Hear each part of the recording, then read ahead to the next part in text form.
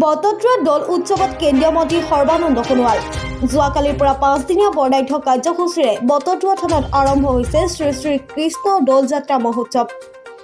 আজি দ্বিতীয় দিনৰ কাৰ্যসূচী অনুসৰি পূৰ্ণিমাৰ দিনা গোসাই মূৰত ফাকু দিয়া উৎসৱ। বিভিন্ন ঠাইৰ পৰা তীৰ্থযাত্ৰীসকল আহি বটদ্ৰৱা থানাত উপস্থিত হৈছে। তেওঁলোকে নিজৰ লগতে দেশৰ মংগল কামনাৰে শৰাই শলিতা আগবঢ়াই সেৱা গ্ৰহণ কৰে। মঙলবাৰে দিনত বটদ্ৰৱাৰ দৌল উৎসৱত উপস্থিত হয় কেন্দ্ৰীয় মন্ত্ৰী সৰ্বানন্দ সোণোৱাল। পবিত্ৰ দৌল উৎসৱৰ জৰিয়তে যুগে যুগে প্ৰতিফলিত হৈ আহিছে অসমৰ সমৃদ্ধ লোক পৰম্পৰা, আধ্যাত্মিকতা আৰু সমন্বয়ৰ অপূৰ্ব সমাহাৰ। এই মধুৰ ক্ষণত সকলোকে দৌল উৎসৱ আৰু ফাকুৱাৰ খিয়া ভৰা ওলগ যাচিলে কেন্দ্ৰীয় মন্ত্ৰী সৰ্বানন্দ সোণোৱালে।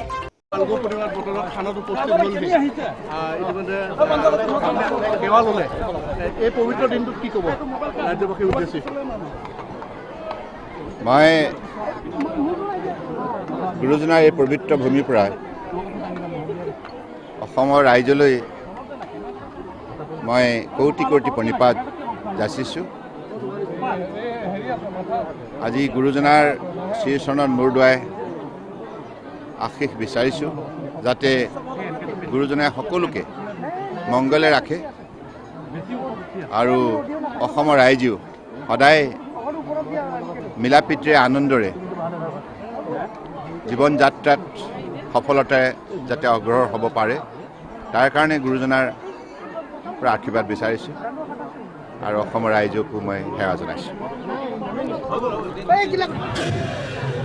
কীৰ্তনঘৰ স্থল দ্বিতীয় বৈকুণ্ঠ বটদ্ৰৱাত আজি দৌল মহোৎসৱ আৰম্ভ হৈছে। আজি দ্বিতীয় দিনা যোৱাকালি গন্ধ উৎসৱ শেষ হোৱাৰ পিছত আজি গোসাঁই মূৰত ফাকু দিয়া পৰ্ব আৰম্ভ হৈছে আৰু সেই গোসাঁই মূৰত ফাকু দিয়াৰ পিছত ভক্তসকলক সেই ফাকু নিৰ্মালি ছটিয়াই দিয়া হয়। ইয়াৰ পিছত কালিলৈ আপোনাৰ শোভাযাত্ৰাৰ সৈতে গোসাঁই উলিয়াই নিয়া হ'ব।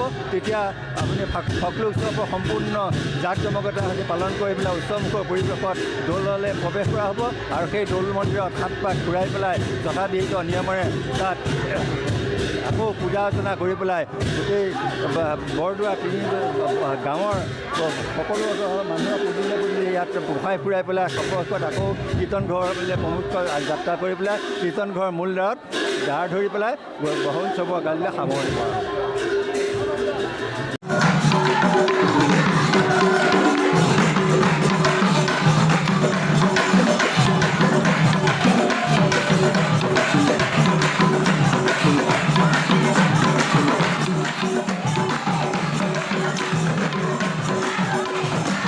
নগাঁৱৰ পৰা নিতুল দাসৰ ৰিপৰ্ট, নিউজ বেংনেট।